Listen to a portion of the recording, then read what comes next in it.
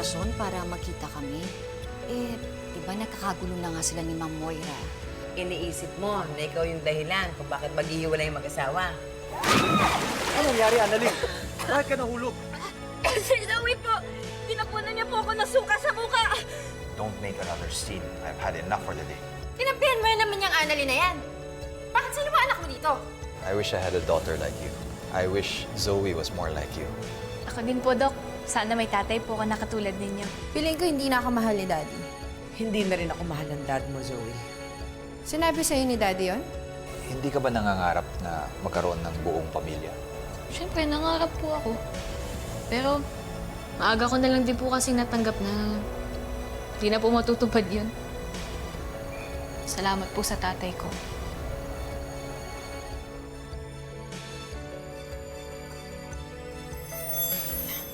So you're breaking up for good? Paano na yung family natin? I don't know. Sinabi niya sa akin na may ibang babae na daw siyang mahal. He said it to my face. Kaya pinalayas ko siya. Makakaalis ka na. Tutal, matagal ka na namang hindi tumutuloy dito for the longest time. Magsama na kayo ng babae mo. Wala na sa atin ngayon ang daddy mo, Zoe. Hindi ko alam kung saan siya nakatira ngayon. Kailan pa nangyayari to, Ma'am? Zoe, God knows. Ayaw ka namin pasaktan ng daddy mo. Kaya tinago namin sa'yo. But I knew it was only a matter of time. Matagal na siyang nag-file ng annulment namin. What? How can he be so selfish? Mom, bakit ngayon mo lang sa akin sinabi to? Dapat sinabi mo na sa akin to dati. Sana natulungan kita ni Daddy. Zoe, we didn't want to hurt you. At ayoko magalit ka sa daddy mo. I'm not just angry with him. I'm extremely furious. I'm sorry, anak. I'm so sorry.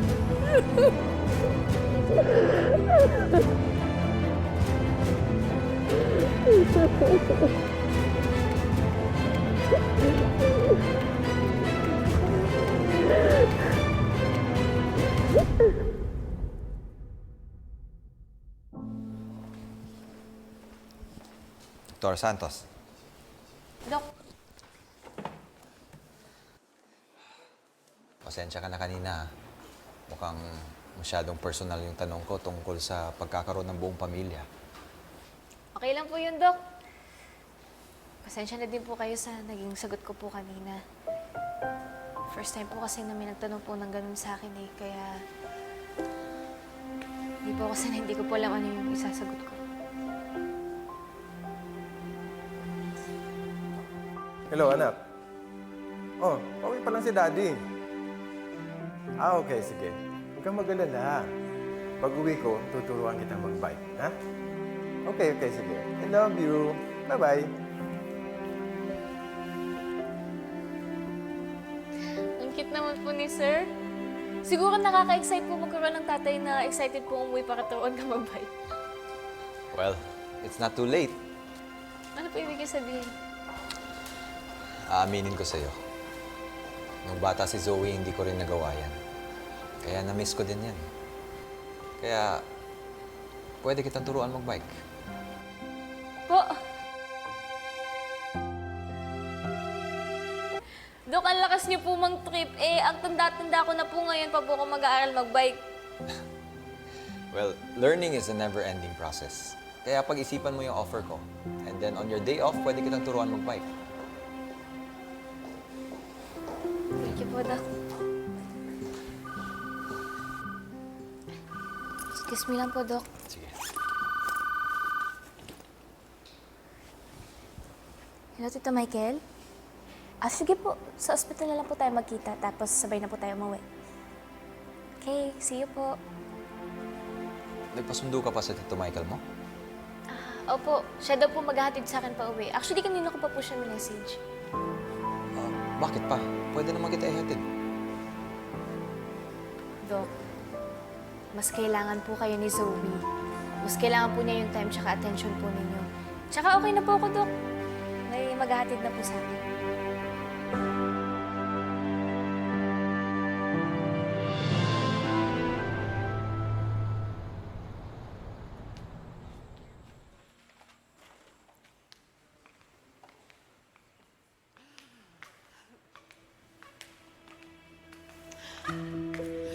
Asan ang daddy ko? Why did you page him? Dok, wala po yung daddy niyo rito. Nasa symposium po siya. I don't believe you. Kayo na patapos yung symposium, no? Tinatago niyo ba siya sa akin, ha? Dali, i-page mo siya. You don't wanna do it then?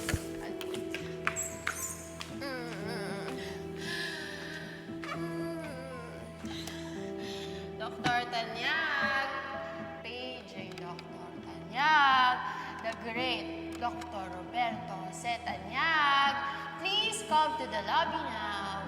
Your doctor, Dr. Tanyag, is waiting for you. Come here, I'm paging you. Where are you? Hello? See? I told you he's here. Zoe! Dr. Tanyag, I've been looking for you. Zoe, what are you doing? I'm sorry, pasensya na. Come on, let's go. I'll bring you home. Come on. Is it true, Dad? Hiniwalayan mo na yung mami ko? Let's talk about this private. Wait! Totoo ba? Totoo ba? Na pinapanel mo na yung kasal niya nyo? Ano? Totoo ba?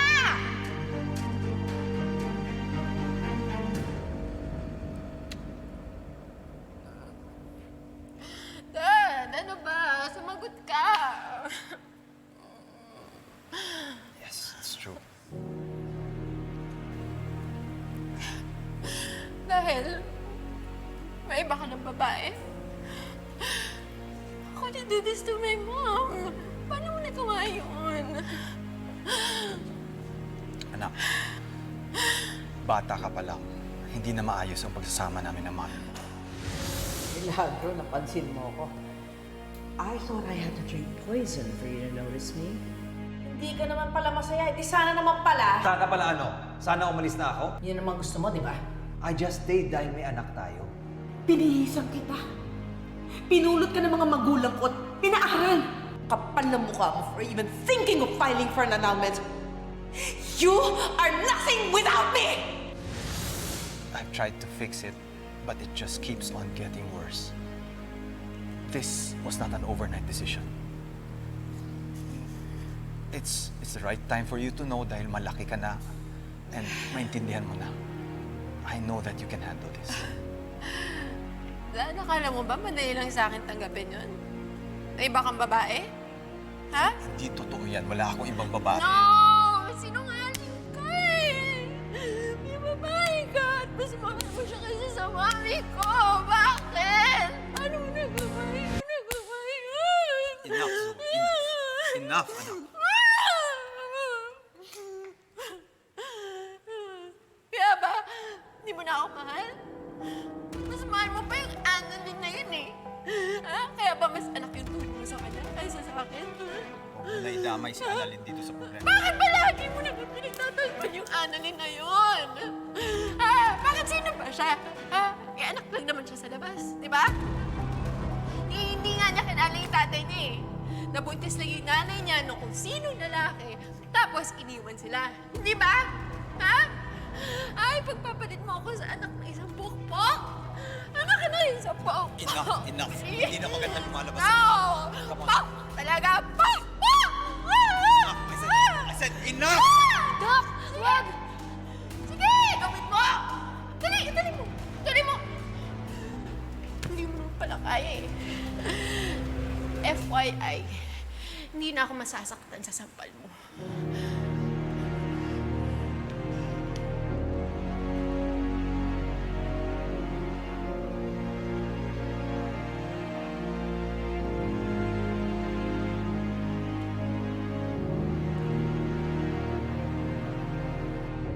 Lynette, Ma'am?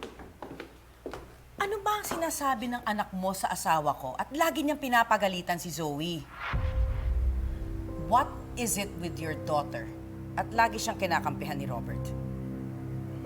Ma'am, hindi ko po alam kung ano po yung sinasabi ninyo. May kinalaman ba ito sa secret deal niyo ng asawa ko? Dr. Santos, I'm sorry na damay ka pa dito. Huwag po kayo sa akin mag-sorry, Doc. Kay Zoe po kayo mag-sorry. Naintindihan ko po yung nararamdaman niya. Masakit po mawala ng pamilya, Doc. Masakit po mawala ng tatay. Ako nga po, buong buhay ko po eh. Wala po akong tatay, pero hanggang ngayon ang sakit. Siya pa po kaya. Buong buhay niya po, nakasanayan niya po na meron po siyang tatay. Tapos bigla na lang po mawawala sa kanya. Pero hindi naman ako mawawala sa kanya. Kahit na maghiwalay kami ng nanay niya, I'll still be her dad. Dok, madali lang naman po sabihin yan eh. Pero the moment po na pinili niyo po yung isa kaysa po dun sa nanay niya, parang iniwan niyo na din po yung anak niyo nun eh. Excuse me po.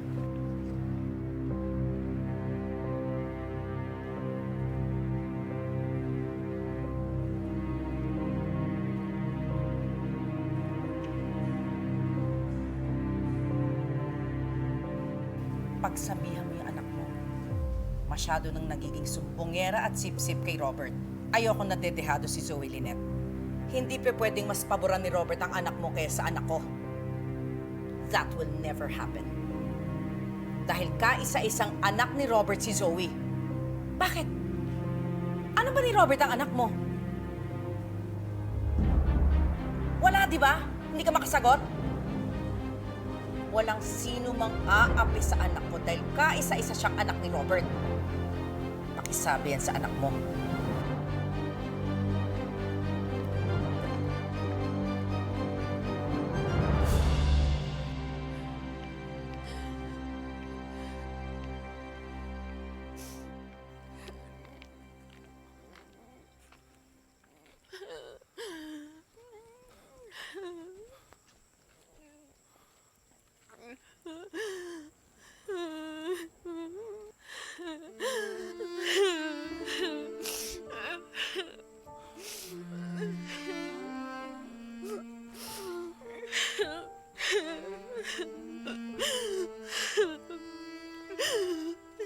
Zoe?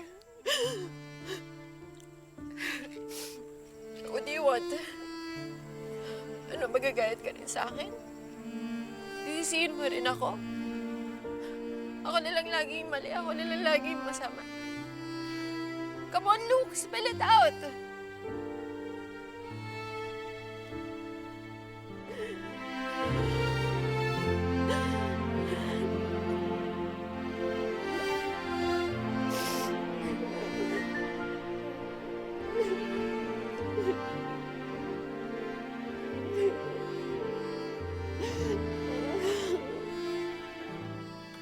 Ay nako, hindi ko talaga mag-gets yung si Doktora Tanyag.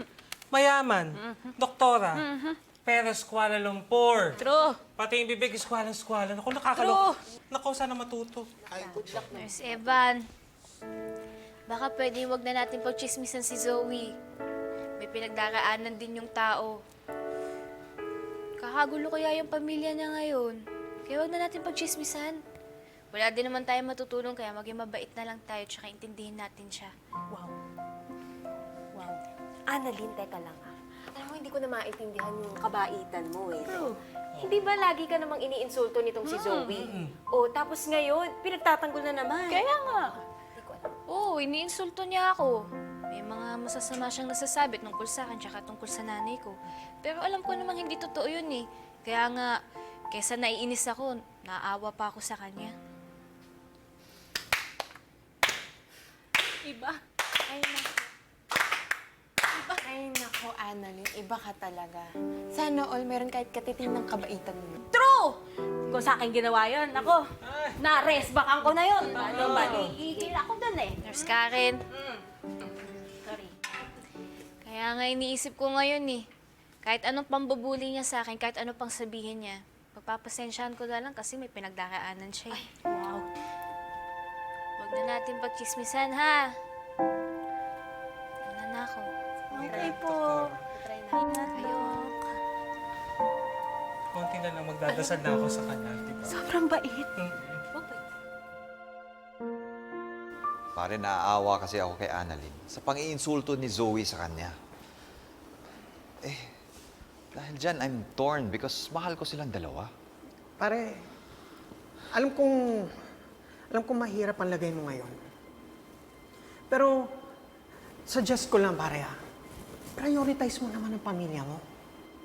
Zoe's upset with so many things na nangyayari sa buhay niya ngayon. Nandyan yung nagsiselo siya kay Annalyn. Feeling neglected. Tapos sinuspend mo pa. Tapos ngayon nalaman pa niya na iniwanan ng mami niya. Pare, she has every reason para magwala. Alam ko naman yun. Pero, I can't go back to the way we used to be. Hindi na talaga kami magkasundo ni Moira. Lalo magiging impyerno ang buhay namin pag magsama pa kami ng nanay niya. Well, ganyan naman talaga ang mental process. Sa umpisa, in denial lang muna yan si Zoe dahil sa hiwalayan ninyo. Pero, with your constant explanation and effort, I'm sure matatanggap din ni Zoe yan. Kasi naman pare, huwag mo naman masyado ipahalata na pinapaboran mo si Annalyn. Alam mo, hindi ko na alam kung anong gagawin ko. Napapalapit ako kay Annalyn, pero in the process, I'm losing Zoe. Hindi ba pwedeng maging close ako sa kanilang dalawa?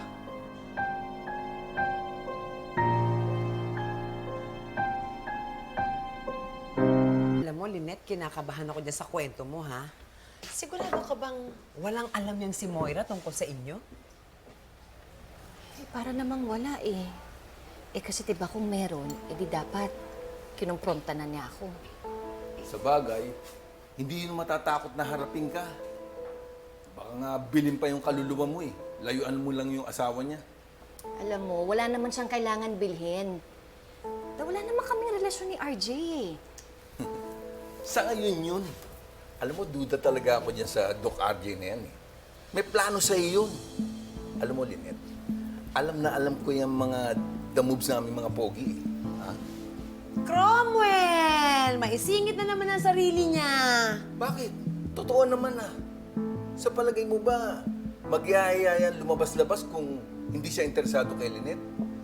At sa bagay, mukhang interesado rin naman si Lynette kay Doc. Tama? Tama. Sasama ba yan o hindi rin interesado? Mali. Alam nyo, naiipit lang naman ako eh dahil nalaman na ni RJ na siya yung totoong tatay ni Annalyn. Yun lang yun. Nay! Hinang. Anak. Para sa'yo. Salamat. Ba't parang gulat na gulat po kayo, Nay? Ano pong meron? Hindi kasi nagulat lang ako dahil si Tito Michael mo yung naghatid sa'yo. Lynette, ako naman normally nagsusundo sa kanya pag libre ako eh. Ikaw naman, parang hindi ka sanay. Ito nga, may pasalubong pa ako sa inyo. Oo nga, no? Pasensya ka na nawala sa isip ko. Ang dami ko kasing iniisip. Ito kasing dalawang to, ginugulo ako eh. Oo nga naman, ikaw naman yung... Madalas mo naman to ginagawa, no? Oo. Naku anak, malamang mabuti pa siguro. Magpalit ka na para makapagpahinga na rin tayo. Sige po. Good night po. Tito Michael, thank Night, you. anak. Thank you po. Night, anak. O, paano? Mauna na rin ako at may lalakarin pa ako. Bro, mamaya na. Magkape muna tayo. Aalis na nga. May lalakarin. Aalis na. Salamat. Salamat din, Michael, Wala ka naman.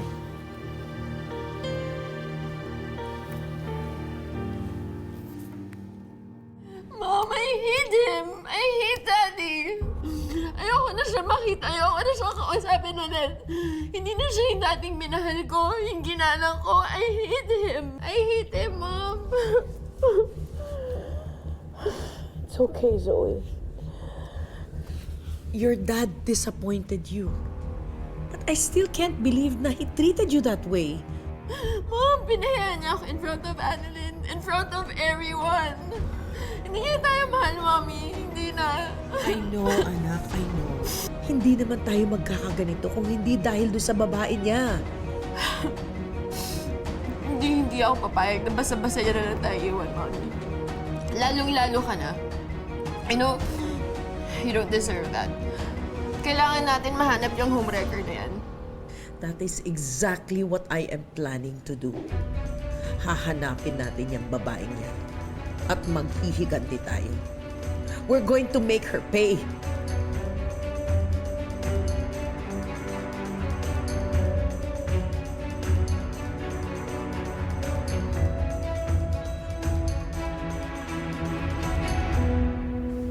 Anak, mag-atas ka muna. Thank you, Nay. Sipag-sipag mo naman. Doktor ka na nga. Tinan mo, nag-aaral ka pa rin, no? Kailangan po, Nay. Kamusta nga pala yung symposium niyo? Ay, naku, Nay. Sobrang saya ko po. Ang dami ko pong natutunan dun. Talaga? Nay, iniisip ko nga po, ano po kayong maganda pong gift? Parang token of appreciation lang po. Para kanino ba? Para po kay Doc Tanyag. Nay, sobrang bait niya po kasi sa akin. Di ba nga po, sinundo niya pa po ako papunta sa symposium. Tapos, Nay, alam mo po ba, gusto niya po siya pa po magbitbit ng mga gamit ko. Tapos, Nay, ito po, grabe to. Kinuhanan niya po ako ng room sa hotel para doon ko daw po ilagay yung mga gamit ko. Di ba, ang bait niya po. Baka naman nagpapaka-professional lang siya sa'yo, anak. Sa bagay, siguro nga po. Alam mo po ba, Nay, may nangyari din po na talaga napafeel po sa akin na parang tatay ko po siya. Talaga? Bakit? Meron ba siyang nasabi sa'yo? May inamin po siya sa akin eh. Anong inamin niya? May nakita po kasi kaming tatay na excited pong umuwi para turuan magbike yung anak niya. Sabi ko po hindi ako marunong magbike. Tapos, inamin niya po sa akin na namimiss niya din daw po gawin yun sa anak niya kasi hindi daw po sila ganun ni Zoe eh. Kaya nga po sabi niya po, siya na lang daw po magtuturo sa akin kapag may free time daw po siya. Kaso po pala, no, may problema po sila ng family niya kaya wala na po yung magiging free time, magiging busy na po siya. Nakakalungkot. Alam mo na may problema sila? Opo, Nay. Di ba mag-iwalay po si Doc RJ tsaka po si Ma'am Moira dahil po sa babae? Grabe, sama talaga ng babaeng yun. Pero, Nay, alam ko friends po kayo na Ma'am Moira pero huwag mo po sasabihin sa kanya, alam ko Pero, ay nako. Grabe po, no? Grabe yung mga ganong babae, yung naninira po ng pamilya. Nakakainis sila, naiinis po talaga ako. Sama-sama. Sabi ni Mommy, Tisay daw yung babae ng daddy ko. I think I saw Tisay somewhere sa may record section. Wild guess lang, baka yun yung babae ng daddy ko.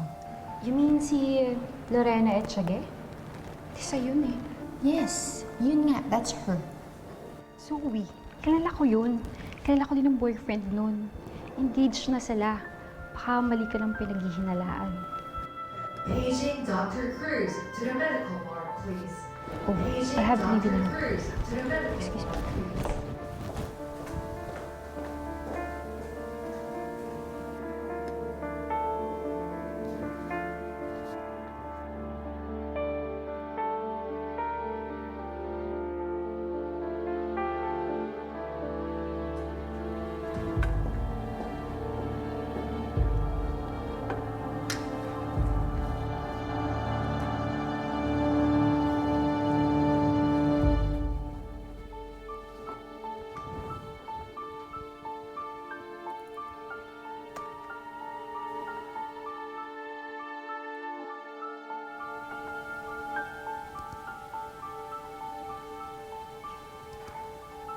DNA test? Roberto Jose Tanyag? Bakit magre-request ng DNA test si Daddy? Kung talagang hiwalay na si Ma'am Moira at si Doc Tanyag, ba't hindi po kita i-set up sa kanya? Lynette, pinapaalala ko sa'yo na nandyan pa si Moira. Yan ay malaking gulo. Hindi lang ikaw ang ayaw niyang tantanan. Bakit? Alam na ba niya? Hindi pa, pero nagpapaimbestiga na ang asawa mo. Do you have any idea kung sino yung babae niya? Very soon, malalaman natin kung sino yung babae ng daddy mo. Nasa paligid lang ang dalawa mong anak. Anytime, pwede mo makasalubong si Annalyn o si Zoe. Kailangan mo mag-ingat. Etong Annalyn na to, napakayabang at Please, sobrang pakayabang. tama na. Magka-batch kayo ni Annalyn sa residency. Matagal kayo magsasama dito sa ospital kaya dapat magkapatid ang turingan niyo. Oh my God. Hell will freeze over bago ka maisip na kapatid ko yung babae. Ayaw din naman kita maging ate. Pag nakilala ko na yung Tisay na yan, sisirain ko yung buhay niya.